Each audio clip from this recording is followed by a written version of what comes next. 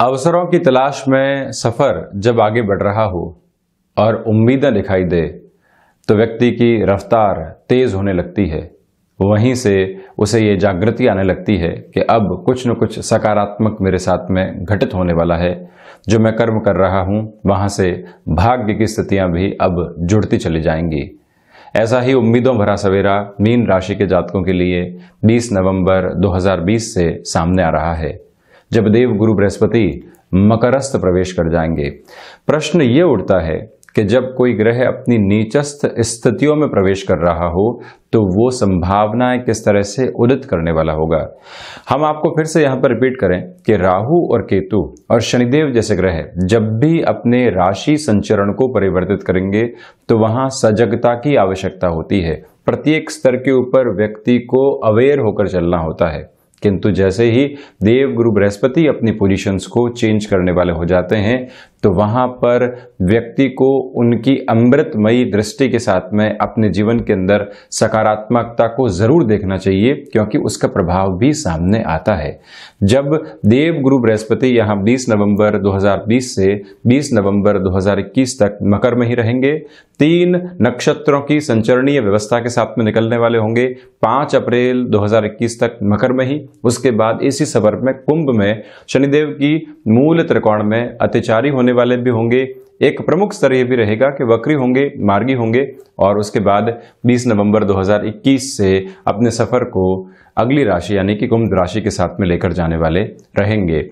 यहां एक और स्थिति है जो संशय उत्पन्न करती है कि जब देवगुरु बृहस्पति का राशि परिवर्तन है तो शनिदेव की स्थितियों को साथ में क्यों दिखाया गया है। प्रमुख वजह यह है कि ये दोनों ही समगत ग्रह हैं, आध्यात्मिक चेतना को अलग तरीके से जीवन में प्रवेश करवाने वाले होते हैं, और जब अंतिम उपचय स्थान में ये दोनों ही ग्रह हो तो एक अमलगमेटिव फॉर्म में इनके प्रभाव को देखना आवश्यक होता है।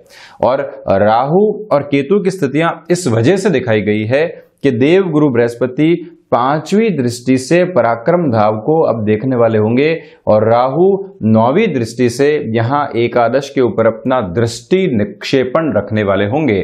इसी वजह से दो उपचय स्थानों का जो एक तरह से जुड़ाव है बहुत गहरे स्तर पर चलने वाला रहेगा, और राहु जो नकारात्मकता पराक्रम भाव में उत्पन्न कर सकते थे, हालांकि नैसर्गिक तौर के ऊपर यहां बेहतर फल देते हैं, किंतु फिर भी जो नेगेटिव अप्रोच आ सकती थी वो देव गुरु बृहस्पति के द्वारा यहां पर दूर की जाएगी। संशय समाप्त होंगे और वहीं पर कर्म पूर्ण रूप से जागृत होता चला जाएगा। बाय डिफॉल्ट अप्रोच में 7वें भाव के अंदर केतु रहते ही हैं राहु से, तो इनकी पोजीशंस को भी यहां 9वें भाव में दर्शाया गया है। हम शुरुआत करते हैं एकादश भाव के साथ में इस चर्चा की। आप देखें कि जो देवगुरु बृहस्पति की स्थितियां हैं वो दशमेश और राशि भाव के अधिपति होकर लाभ भाव में चलने वाली होगी। कर्मशील आप रहे पिछले 12-13 महीने तक, एक ऐसा समय भी आया जब आपको प्लानिंग के साथ में चलना पड़ा। अब जो टाइम आ रहा है देवगुरु बृहस्पति नीचस्थ रहेंगे, अपने कारक भाव के साथ में चलायमान होंगे, किंतु शनिदेव जो कि यहां 11th हाउस में नैसर्गिक तौर के ऊपर बेहद शानदार फल देने वाले होते हैं। आप इस बात पर गौर कीजिएगा, अगर ज्योतिषीय क्षेत्र के साथ में आप रुचि के साथ में चलते हैं, जब भी शनिदेव पराक्रम में होंगे, जब भी शनिदेव एकादश के भीतर होंगे, यहां फलाफल में व्यक्ति के लिए वृद्धि करने वाले होंगे, और जब कोई ग्रह स्वराशि स्थान में हो तो और ज्यादा तीव्रता के साथ अपने फलों को देने वाला हो जाता है। तो यहां जो सर्वांगीण लाभ है वो उदित क्रम में आने लगते हैं। जो आप नौकरी पेशा जीवन में लगातार मेहनत कर रहे थे किंतु उसके यथेष्ट परिणाम प्राप्त नहीं हो पा रहे थे, कई बार व्यक्ति को जॉब के अंदर अपनी बात को रखने की आवश्यकता होती है। निर्णायक मौके के ऊपर मैं किसी व्यक्ति विशेष से मुलाकात करूंगा और वहीं से सब कुछ परिवर्तित होकर रह जाएगा। ऐसी संभावनाओं के लिए धैर्य की आवश्यकता, सजगता की आवश्यकता, ये सारी ही पोजीशंस अब आपको देव गुरु बृहस्पति देने वाले रहेंगे। कर्म लाभ के भीतर प्रवेश कर रहा है। और वहीं पर आप ये भी स्मृतियों में रखिएगा कि व्यापारिक जीवन के अंदर जो रुकावटें और जो बाधाएं बारंबार परेशान कर रही थी और जो खर्चे निरंतर तौर पर बढ़े हुए थे, आप देखें कि द्वादश भाव के अधिपति शनिदेव अब देवगुरु बृहस्पति के साथ में रहेंगे, ये भी पोजीशन कही जा सकती है। तो इसी वजह से देवगुरु बृहस्पति खर्चों के ऊपर नियंत्रण लगाने वाले होते हैं। आपने निवेश किया और जबरदस्ती निवेश करना पड़ा, किंतु वो भी लाभ लेकर आ गया। ये प्रवृत्तियां कहीं ना कहीं सुखमय स्तर को दर्शाने वाली होती है। तो ये तो रही खर्चों की बात। व्यापारिक जीवन में कोई नई शुरुआत आप करना चाहते हैं जिसमें स्थिरता की आवश्यकता है, एक इनोवेशन मन के भीतर पनपा है, अब लोगों के सामने उसको लेकर आना है। शनिदेव की तीसरी दृष्टि जो कि राशि भाव के ऊपर है, देवगुरु बृहस्पति पराक्रम के ऊपर अपनी दृष्टि को रखने वाले हैं। तो यहीं से जीवन एक नए आधार को प्राप्त करने वाला होता है। और इसका स्पष्ट मतलब यह है कि आप किसी नए काम की शुरुआत करें, उसमें स्थायित्व की नींव लगी, उसमें इंस्टेंट बेस की पॉसिबिलिटीज नजर आई, हमने फाइनेंशियल गेन अचीव किया, लोगों को साथ में जोड़ा और जो स्थितियां अभी तक संशय की ओर थी उनको संभावनाओं की ओर लेकर गए, खुद के लिए संतुष्टि का स्तर भी प्राप्त किया। शनिदेव और देवगुरु बृहस्पति जब एकादश में हो तो व्यक्ति को लाभ के साथ में आध्यात्मिकता देते हैं। आप इस स्थिति को समझें कि जहां पर भी गोचर में इनका राशि संचरण चलने वाला होगा, वहां पर एक अलग तरीके की आध्यात्मिक जागृति आएगी। यहां मैं सिर्फ नवम की चर्चा नहीं कर रहा हूं, एकादश जो कि सर्वांगीण लाभ की स्थितियां हैं, तो व्यक्ति विजुअलाइज कर पाता है आध्यात्मिकता के साथ में कि यहां सर्वांगीण लाभ है क्या।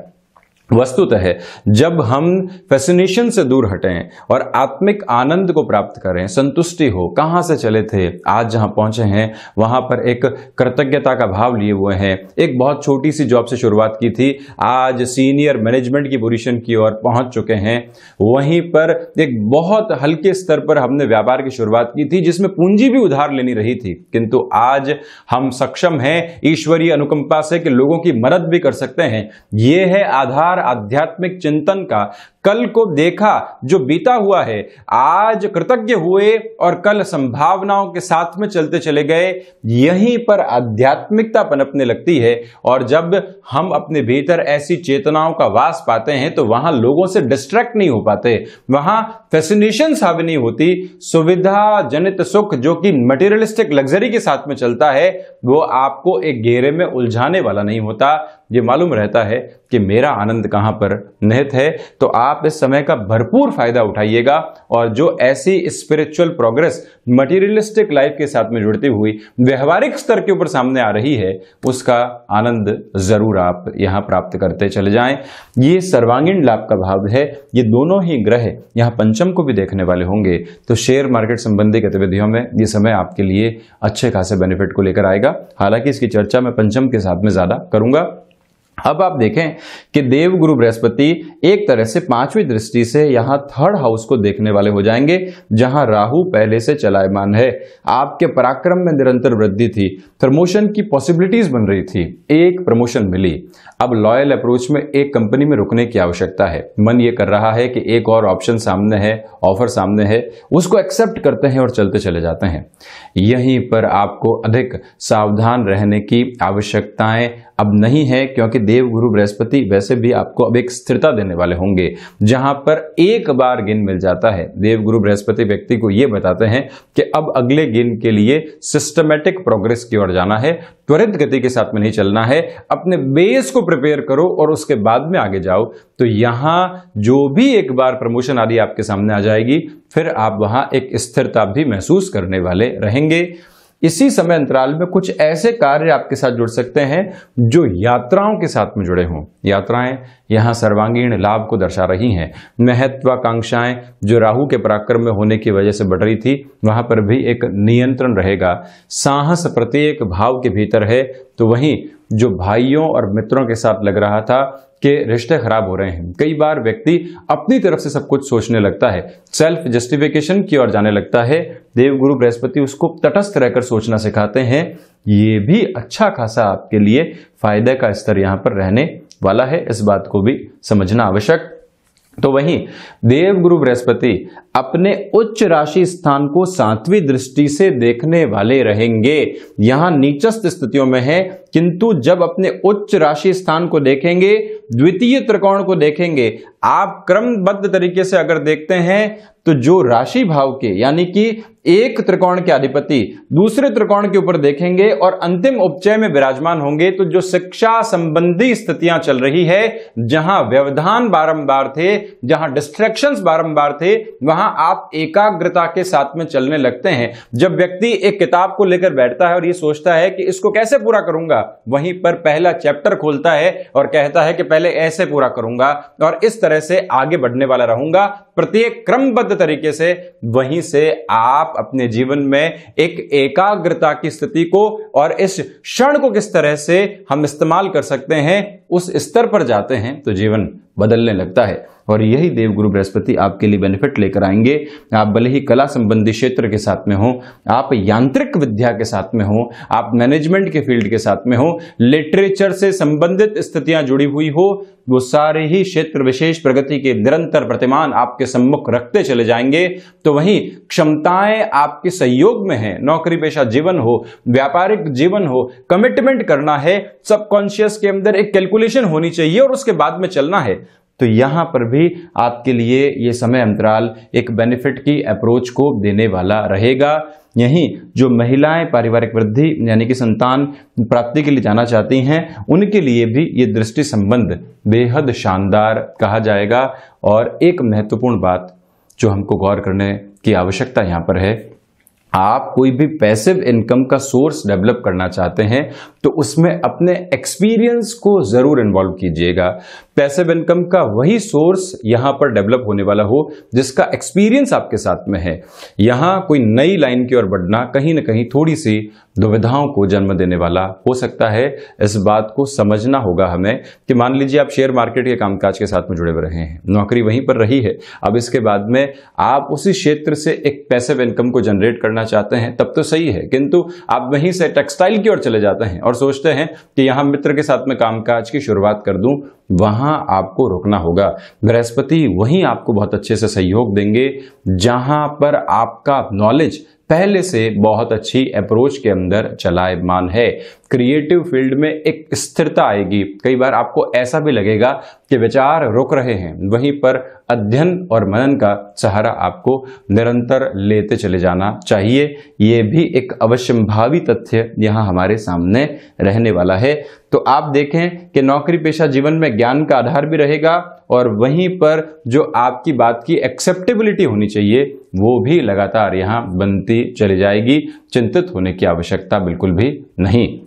तो वहीं जो देवगुरु बृहस्पति की 9वीं दृष्टि है, अब ये प्रमुख आधार है। आप देखें कि यहां से एक तरह से नवम पंचम है और लाभ भाव में विराजित एक ग्रह जो कि कर्म का अधिपति है, वो जब व्यापार भाव को देखने वाला होगा, गृहस्थ भाव को देखने वाला होगा, जहां पर आधिपत्य बुध के पास में है, तो जो मानसिक स्तर के ऊपर व्यापारिक गणनाएं आगे लेकर चलनी होती है, वहां आपको बहुत ज्यादा सपोर्ट मिलता हुआ नजर आ रहा है। फाइनेंशियल कैलकुलेशंस एक प्रिसाइज अप्रोच में चलेंगी। जो भी दुविधाएं आ रही थी वो अब धीरे धीरे दूर होंगी और इसमें भी जो एक तरह से ऋण संबंधी स्थितियां परेशान कर रही थी, व्यक्ति सबसे पहले देवगुरु बृहस्पति के साथ में एक परिवर्तन को अपने भीतर प्राप्त करता है कि मेरी जो पहली कैलकुलेशन है वो फाइनेंशियल बर्डन को कम करने की होगी। और जो जो लोग एक तरह से कर्ज संबंधी स्थितियों से मुझको परेशान कर रहे हैं, मैं वहां सॉल्यूशन लेकर आऊंगा। जब आपका ध्यान उस तरफ जाने लगता है तो वहां से आप चिंताओं को कम करने लगते हैं। जीवन के भीतर कामकाज को तो आप आगे बढ़ाएंगे, किंतु जैसे ही पूंजी मिली उसको आप री इन्वेस्ट करने की तरफ नहीं जा रहे हैं। पहले आप ऐसे लोगों को चुकाते चले जा रहे हैं रुपया पैसा जहां से एक सहूलियत मिले। देवगुरु बृहस्पति की 9वीं दृष्टि व्यापार के अंदर सबसे बड़ा प्रभाव यही देने वाली होती है। तो वहीं जो गृहस्थ जीवन है, जहां पर बारंबार छोटी छोटी परेशानियां सामने आ रही थी, और ये भी समझना होगा कि इसी समय अंतराल के भीतर जो आप एक तरह से अभी तक सिस्टमेटिक प्रोग्रेस नहीं प्राप्त कर पा रहे थे, वैवाहिक जीवन आगे बढ़ गया है किंतु एक जुड़ाव महसूस नहीं कर पा रहे हैं, और अभी तक जो एक कंपैटिबिलिटी का लेवल होना चाहिए वो किसी स्तर पर पहुंचा ही नहीं है, देवगुरु बृहस्पति की 9वीं दृष्टि वहां आपको सपोर्ट देने वाली होगी। वहीं गृहस्थ फिर से प्रोफेशनल लाइफ की शुरुआत करना चाहता है। अभी तक घर परिवार की तरफ से थोड़ी सी आनाकानी थी, आपको फ्रंट फुट पर आना चाहिए और ये कहना चाहिए कि नहीं, आप अपने कामकाज को आगे बढ़ाइए। जो हुनर आपने अपने भीतर विकसित किया है उसको भी आगे लेकर चलना जरूरी है। घर परिवार की जिम्मेदारी हम भी साथ में लेकर चल रहे हैं। तो जैसे ही ये बात सामने आती है, एक स्थिरता मन के भीतर प्रवेश करने लगती है और वो स्थिरता बहुत अधिक आवश्यक है यहां पर आपके लिए। व्यापारिक साझेदारियों के अंदर ये समय महत्वपूर्ण तौर के ऊपर एक और बात पर इशारा करता है कि आप जिन लोगों को अपने साथ में जोड़ना चाहते हैं उनका चुनाव बहुत बेहतर तरीके से कीजिएगा। जल्दबाजी के अंदर ऐसा कोई भी निर्णय लेना दुविधाजनक हो सकता है। जिन लोगों पर विश्वास है उनके साथ में जुड़ना, किंतु उस विश्वास के साथ में उन लोगों का हुनर क्या है ये भी ध्यान रखना। उसी के आधार पर आप अपनी सफलता को निहितार्थ करते चले जाएंगे। तो आप देखें कि लाभ जो कि पराक्रम के साथ में जुड़ा हुआ है, लाभ जो कि क्षमताओं के साथ में जुड़ा हुआ है, लाभ जो कि व्यापार और गृहस्थ के साथ में जुड़ा हुआ है, तो भले ही नौकरी हो चाहे व्यापार हो, कला संबंधी क्षेत्र हो, विशेष स्तर के ऊपर आप ग्रोथ के प्रोस्पेक्ट्स को देखते चले जाएंगे। तो वहीं जो द्वितीय भाव का कारकत्व देवगुरु के पास में है, 4-10 का संबंध रहेगा। वाणी में स्थिरता की आवश्यकता है। वाणी निर्णायक मौकों के ऊपर धोखा दे सकती है, उससे संभलिएगा। वहीं कुटुंबी जनों के साथ में जो छोटे छोटे वाद और विवाद चल रहे थे उसको भी बहुत ज्यादा आप यहां पर हावी नहीं होने दें, ये ध्यान रखिएगा। वहां से भी दिक्कत आ सकती है। लोग कई बार जो आपके साथ में एक घृणित स्थितियों में चलते हैं वो बिल्कुल भी नहीं पनपे। इस बात पर आप अपनी समझ को विकसित करके चलते चले जाएं। धनागमन यहां आपका बढ़ने वाला होगा। आकस्मिक धन लाभ की स्थितियों से मैं इनकार नहीं कर रहा हूं। पंचम के कारकत्व की और पंचम के भावत्व की मैंने चर्चा की। अब वहीं पर जो ये 3-11 का संबंध है, यहां आध्यात्मिक जागृति है, आपके अनुभव हैं। कई बार आप एक जमीन खरीदने की तरफ जाते हैं जो कि 10 से 15 वर्षों के एक तरह से इन्वेस्टमेंट की प्लानिंग में शुमार होती है। ऐसे सारे ही निर्णय दूरदर्शिता के साथ में जागृत होते हैं। व्यक्ति आज में है, किंतु कुछ व्यक्ति ऐसे भी हैं जो 10 वर्ष बाद का भी सोच रहे हैं। आज पूर्णतया कर्मशील, किंतु एक निगाह आज से 3650 दिन बाद में भी है। तो ऐसी स्थितियों के अंदर ही व्यक्ति खुद को एक अलग ग्रोथ के प्रोस्पेक्ट के साथ में लेकर चल पाता है। यही संबंध आपके लिए एक बेहतर स्तर को दर्शाने वाला होगा। हायर एजुकेशन में सपोर्ट मिलेगा, किंतु इंस्टेंट बेसिस के ऊपर डिसीजंस लेने से आप यहां पर बचिएगा। तो वहीं जो दशमेश हैं वो एकादश के अंदर हैं, कर्म लाभ के साथ में जुड़ा हुआ है। इसी वजह से कर्म की जो स्थितियां हैं वो आपको निरंतर चेतना दे रही है। मैनेजमेंट की पॉसिबिलिटीज के साथ में आप बहुत अच्छे से चलने वाले होंगे। तो वहीं नौकरी पेशा जीवन में जो संशय अभी बने हुए थे, कल क्या होगा, परसों क्या होगा, उन सब से बाहर निकलकर आपके लिए ये समय अब एक स्टेबल मोड को लेकर आता हुआ नजर आएगा। जो भी विदेश संबंधी गतिविधियां थी वहां खर्चे अधिक बढ़ सकते हैं, किंतु उसके साथ में ही आपकी स्थिरता है। वीजा संबंधी कोई भी प्रॉब्लम सता रही थी, आप देखें द्वादश की पोजीशन को, इसी वजह से मैं ये बात कह रहा हूं कि देवगुरु के साथ में रहेंगे जो कि विदेश संबंधी स्थितियों में अपनी निर्णायक भूमिका निभाने वाले होते हैं। वहां से आपके लिए बड़ा बेनिफिट निकल कर आता हुआ नजर आएगा। ऐसी प्रॉब्लम्स सॉर्ट आउट होने की और इनिशियल बेस पर ही जाने वाली रहेंगी। तो वहीं कोर्ट कचहरी संबंधित मामलात के अंदर यहां पर आपके लिए रिलीफ भी है, तो सक्सेस की पोजीशन भी पूर्णतया साथ में बनी हुई है। तो ये था देवगुरु बृहस्पति का समग्र प्रभाव जो मीन राशि के जातकों के लिए 20 नवंबर 2020 से सामने आ रहा है। हम ऐसी ही चर्चाओं के साथ निरंतर हाजिर होते रहेंगे। तब तक के लिए धन्यवाद और कोटिशः आभार।